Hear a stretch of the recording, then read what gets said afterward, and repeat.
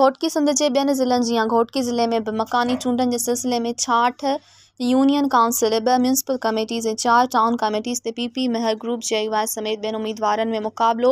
गैर हतमी ऐं गैर सरकारी नतीजनि मूजिबि घोटकी म्यूनसिपल कमेटी जे 14 वार्डनि मुकमल नतीजा अची विया। गैर सरकारी गैर हतमी नतीजनि मूजिबि 9 वार्डनि तां पीपी जा उम्मीदवार कामयाब थी विया, जिन में ॼाम आसिफ, रज़ाक खान थारेजो, सिकंदर अली लाखो, रहीम बख्श, आगा अज़हर खान पठान, असदुल्ला लाखो,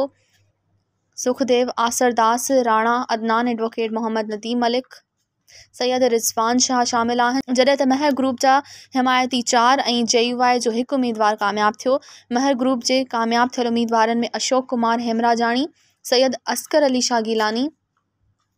सैयद माजिद शाह, राव नदीम राजपूत ऐं JUI सैफुल्ला चाचर शामिल आहिनि।